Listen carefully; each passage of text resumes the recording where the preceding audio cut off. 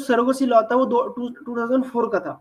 2004 में ही इटली में surrogacy ban है। सरोगेसी बेसिकली क्या होता है कि अगर कोई ये है हस्बैंड और वाइफ है, तो अगर जो वाइफ है उनको प्रेगनेंसी में कुछ दिक्कत आ रही है, तो मेडिकल जो एम्ब्रियो होता है उसका ट्रांसप्लांट करके उन दोनों का जो चाइल्ड है वो किसी अन्य वुमन के इसमें वूम में वो उसको बड़ा किया जाता है, और उसका जो माता पिता होते हैं वो जो ओरिजिनल ये थे जिन्होंने अपना एग डोनेट किया है वो होते थे।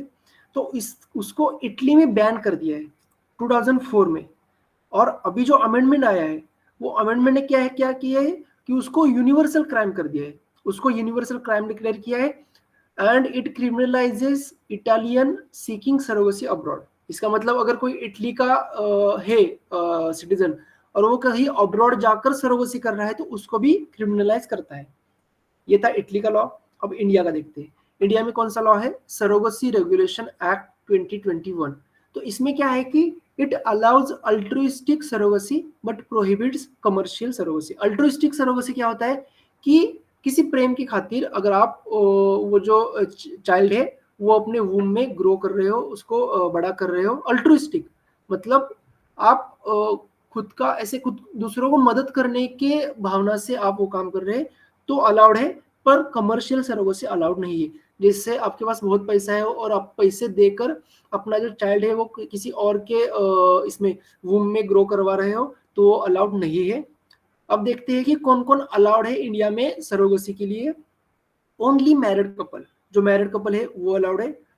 एंड विडोड और divorced woman can seek surrogacy. इसका मतलब क्या है कि मैरिड कपल तो अलाउड ही है, पर अगर कोई महिला ऐसी है जो विडोड है, मतलब जिसका पति है मर गया है, या फिर डाइवोर्स्ड वुमन है, वो जो वुमन है उसका डाइवोर्स हो गया है, तो अगर अब वो सिंगल वुमन है तो वो भी सरोगेसी सीक कर सकती है, पर जो सिंगल मैन है वो नहीं कर सकते सरोगेसी। तो ये न्यूज था सरोगेसी इंडिया का और इटली का। यस, अब ये देखते हैं हम। इंटरनेशनल सोलर अलायंस था जो हमने देखा है, उसका इस्टेब्लिशमेंट देखा है, और न्यूज़ देखी थी कि उसका जो प्रेसिडेंट है वो अपॉइंट हुआ है इंडिया की तरफ से, और को प्रेसिडेंट है वो अपॉइंट हुआ था फ्रांस की तरफ से। अब ये दूसरा न्यूज़ है इंडियन सोलर अलायंस का, ये इम्पोर्टेंट है इसलिए 2 बार आया है। तो इसमें नया मेंबर है वो ऐड हुआ है। कौन सा नया मेंबर है? मोल्डोवा करके एक देश है, वो अब नया मेंबर इसमें ऐड हो गया है। तो ये जो इंटरनेशनल स्पेस अलायंस है, हमने पहले ही देखा है कि इंडिया और फ्रांस की तरफ से इसका इस्टेब्लिशमेंट हुआ था। COP21 हुआ था पेरिस में 2015 को, उसमें उसका ये हुआ है, इस्टेब्लिशमेंट हुआ है। तो ये मालडोवा देश है, ये आपको याद रखना है कि ये नया मेंबर है। यस, अब स्पेस की बहुत न्यूज़ आ रही है। स्पेस की और 2 न्यूज़ हम देखते हैं। China's achievement in space exploration, China की अचीवमेंट है, 2 अचीवमेंट है चाइना के। पर चाइना के अचीवमेंट्स स्पेस में बताने से पहले मैं आपको एक इंटरेस्टिंग बात बताना चाहूँगा कि पूरे दुनिया में अब तक 2 ही इंटरनेशनल स्पेस स्टेशन है। इंटरनेशनल स्पेस स्टेशन क्या होते हैं कि वो स्पेस में काम करते हैं और उसमें रिसर्च करते हैं। इंडिया से एस्ट्रोनॉट है वो इंटरनेशनल स्पेस स्टेशन में जाते हैं। तो पूरी दुनिया में 2 ऐसे स्टेशन है, एक है वो रशिया और यूएसए का कंबाइंड एफर्ट से तैयार किया गया है, और दूसरा चाइना ने खुद अकेले एक स्पेस स्टेशन लॉन्च किया है। वर्किंग कंडीशन में अभी 2 ही स्पेस स्टेशन है, यूएसए और रशिया का अलायंस में, और चाइना का। तो अब देखते हैं क्या है news. World's first self driving satellite. तो जो सैटेलाइट है वो world's first self driving satellite. Self driving क्या होता है कि सैटेलाइट जो है, जो पृथ्वी से जब वो ऊपर जाता है तो उसको कमांड देने पड़ते हैं कि तुमको दिशा बदलनी है, दिशा नहीं बदलनी, कौन सा एंगल लेना है। अब चाइना ने पहला दुनिया का ऐसा सैटेलाइट लॉन्च किया है जो एटोनोमसली अपना पाथ ढूंढेगा और अपना जो ऑर्बिट है उसमें जाकर अपना फिट होगा, उसमें काम करेगा, उसमें रिवॉल्व करते रहेगा। तो ये चाइना का अचीवमेंट है कि चाइना ने पहली बार दुनिया में पहली बार ऐसा हुआ है जो कि चाइना ने किया है। दूसरा चाइना का अचीवमेंट है new space walk record set by China, duration 9 hours of space walk. तो ये क्या था basically space walk? Space walk क्या होता है? जो इंटरनेशनल स्पेस स्टेशन है उसको रिपेयर करने के लिए या फिर और कुछ काम करने के लिए जो एस्ट्रोनॉट है वो अपना स्पेस सूट होता है, वो स्पेस सूट पहन के वो जो इंटरनेशनल स्पेस स्टेशन है उसके बाहर आ जाता है, पर उसकी जो एक डोरी होती है, एक लाइन होती है, वो अटैच होती है इंटरनेशनल स्पेस स्टेशन को, ताकि अगर कोई खतरा है तो वो स्पेस स्टेशन से अटैच रहे।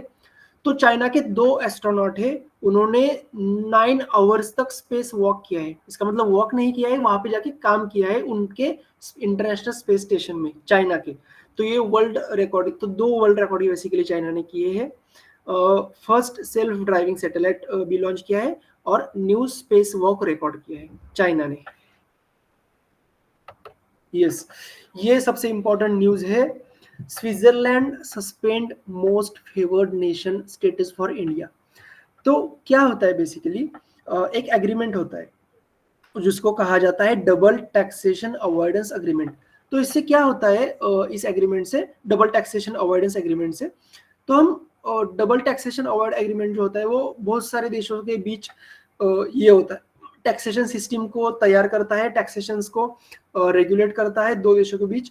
तो ये जो ट्रीटी थी वो इंडिया और स्विट्जरलैंड के बीच थी, और उसमें एक क्लॉज होता है मोस्ट फेवर्ड नेशन क्लॉज।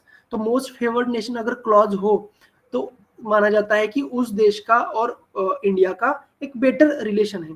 तो वो जो क्लॉज है उस एग्रीमेंट में, डबल टैक्सेशन अवॉइडेंस एग्रीमेंट में, वो जो क्लॉज है वो हटाया गया है। The Switzerland will now impose 10% withholding tax on dividends paid to Indian companies, previously it was 5%। तो पहले 5% था, अब वो डबल हो गया है, 10% हो गया है। क्यों 10% हो गया है? क्योंकि MFN मोस्ट फेवर्ड नेशन का जो क्लॉज है वो सस्पेंड हुआ है।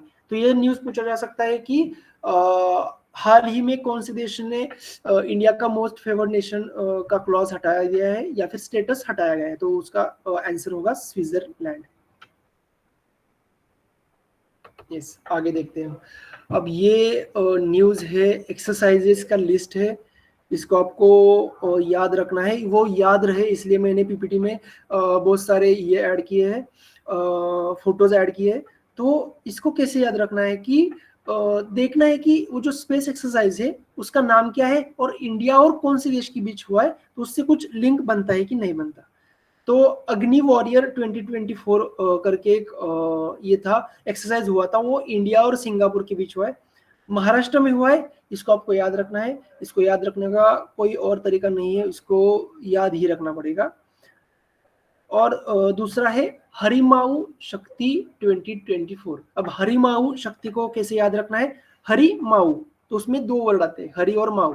तो माऊ का मलेशिया से एक संबंध जुड़ सकता है, तो इससे आपको याद रखने में उसको आसानी होगी। ये मलेशिया में हुआ था। आगे हम देखते हैं सिनबैक्स 2024। तो ये भी सिनबैक्स जो है वो सी से शुरू होता है और कंबोडिया है वो सी से शुरू होता है, इससे आप याद रख सकते हैं।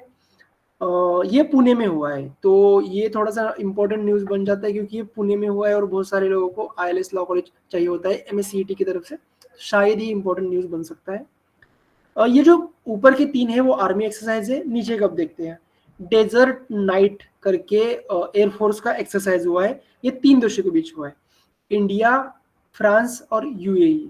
तो बेसिकली डेजर्ट जो है, डेजर्ट का मतलब होता है जिसको ये कहा जाता है, वाळवंट मराठी में कहा जाता है, हिंदी में मुझे वर्ड पता नहीं है। डेजर्ट, तो डेजर्ट कहाँ में है? UAE में डेजर्ट है। इससे आप याद रख सकते हैं कि डेजर्ट नाइट जो था वो इंडिया, फ्रांस और UAE के बीच में हुआ है। अरेबियन सी है उसके ऊपर ये हुआ है, एयरफोर्स का एक्सरसाइज। आगे देखते हैं स्लीनेक्स नेवल एक्सरसाइज। अब स्लीनेक्स का SL है, वो श्रीलंका का है, श्रीलंका इंडिया नेवल एक्सरसाइज स्लीनेक्स। इसको आपको याद रखना है, इसको याद रखने में बहुत इजी होगा। नेवल एक्सरसाइज है और विशाखापट्टनम में हुआ है क्योंकि विशाखापट्टनम में समंदर और पोर्ट है इसीलिए। तो इसको आपको बहुत बार पढ़ना पड़ेगा और याद रखना पड़ेगा। बस अग्नि वॉरियर को याद रखना है, बाकी सबके जो नेम्स है वो मैच हो रहे हैं। जैसे हरिमाऊ का माऊ मलेशिया, सिनबैक्स का सी और कंबोडिया, डेजर्ट नाइट का डेजर्ट जो है वो UAE से मैच होता है और स्लीनेक्स का श्रीलंका मैच होता है। आगे देखते हैं हम। यस, अब बहुत कम न्यूज बचे हैं। यंगेस्ट वर्ल्ड चेस चैंपियन हम सबको पता है कि गुकेश जो है 18 साल उसका एज था, उसका एज थोड़ा आप देख लीजिए। चाइना का जो डिंग लीरेन करके जो वर्ल्ड चैंपियनशिप था, वर्ल्ड चैंपियन था, उसको हराया है इसने, डी गुकेश ने, और वो यंगेस्ट वर्ल्ड चेस चैंपियन हुआ है। और टाइम्स का person of the year award दिया गया है डोनाल्ड ट्रम्प को टाइम मैगजीन की तरफ से। तो ये आगे देखते हैं। Yes, champions of earth award तो यूनाइटेड नेशंस है, यूनाइटेड नेशंस के अवार्ड दिए गए हैं, यूनाइटेड नेशंस की अवार्ड दिए गए हैं। तो ये जो अवार्ड है वो बहुत से कैटेगरीज में दिए जाते हैं, उसमें से एक बस जो व्यक्ति है वो इंडियन है, उनका नाम है माधव गाडगिल करके।